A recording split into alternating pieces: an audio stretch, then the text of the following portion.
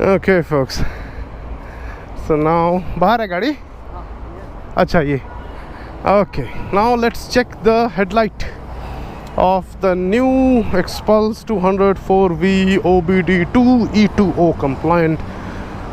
It's a long name. For now, okay, this is the daytime running light.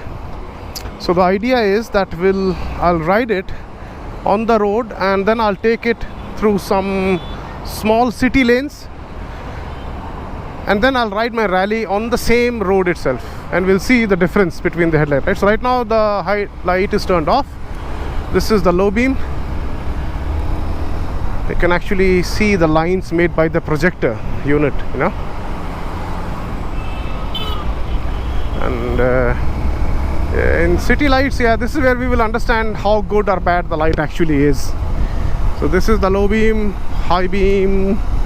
Oh, high beam is better. High beam is definitely better than the stock, I mean the current model, because in current model what happens is you have the low beam and then the high beam would be only this much and it looks very weird. But on this, yeah, the high beam is definitely better. So there's a small lane here on the left hand side, little ahead of us. Let us take that lane and we'll go inside and we'll see the intensity of the light. Let us check the headlight in these conditions. Let's go to the low beam. Okay, so this is the low beam. High beam is way better than what it used to be, definitely better. Low beam is not much of a difference, but yeah, basically it's now spreading across, you know, horizontally instead of going straight up. That is good. Let's stand on this side, right opposite to the spool, and from here we will see. So this is your low beam. High beam goes up there. The distance is quite decent, I would say about nearly 70-75 meters, at least 70 meters for the high beam. And the low beam is spreading wide. That is good. It's not focused, as I said. Again, the high beam, low beam, TRL. Now let's go back to the dealership. Let us pick the Rally Edition, that is my own bike. Will come in this lane right now and we'll stop at the same place, and then we will see the difference. How much is the difference?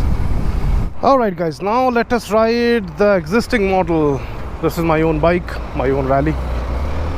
We'll go to the same road, we'll stop at the same place, and then we'll compare the videos side by side. We'll see the intensity, which one has better intensity. Again, keep in mind that the throw of the headlight, how far it goes, it will be a little bit different on my bike.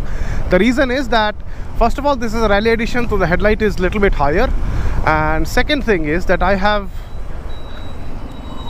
actually, you know, tilted the headlight dome, whatever that casing is called, whatever it is called, I have tilted it a little bit upwards so that it throws the light a little bit far. So the main thing that we are trying to compare here is the intensity of the headlight. That's the main thing that we want to see, whether, you know, the new projector setup and the dual SMD on the high beam, is that making a difference or not. Okay, so we are standing at the same place where we were previously, and now you can see this is the low beam and here is the high beam. The difference between the low and high is not dramatic. Let this Scooty Activa thing go. What is it? Activa. I hate Activas. And yeah, this is the high beam.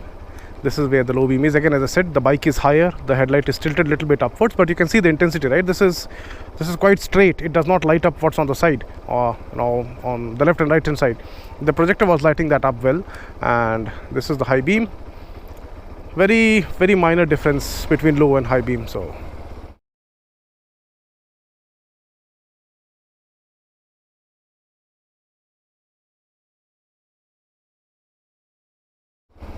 yeah, I hope that this helps to justify the difference between the lights of the existing model and the new model, and this should actually help you to decide whether should you invest your money, in case if you already have an Xpulse, the 4V version, then should you invest your money to buy the new headlight, the wiring setup and this whole entire switch console to get the new headlights, or should you just buy a pair of auxiliary lights that will complement your existing headlight? Either ways, I would prefer using auxiliary light itself, because that helps in variety of conditions. You can never rely on stock headlight, no matter how good that headlight is. Right, I have seen BMW R1250 GS, for which the headlight itself cost about like nearly 1.5 or 2 lakh rupees, which has that adjustable projector and all that. They mount like at least 4 or 6 auxiliary lights, because the stock headlight is never enough. So yeah, thanks a lot for your time. Thank you very much for tuning in. I hope that this video comes out to be of some help, and I'll see you guys again in the next one. Until then, stay safe, ride safe, and God bless you all, my dear friends. Bye bye.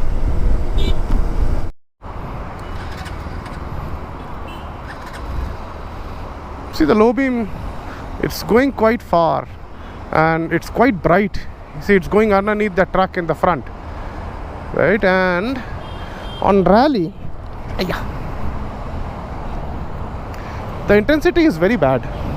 I mean, not the rally, basically the current model. The intensity is quite bad.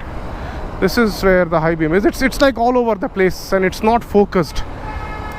The low beam is here. I'm sorry, there are a lot of people. That is where the high beam is. Mine is little bit adjusted. Now I have adjusted the headlight little upwards, so you can do that as well. But I hope that you get the picture, right? You get the idea about the intensity of the lights.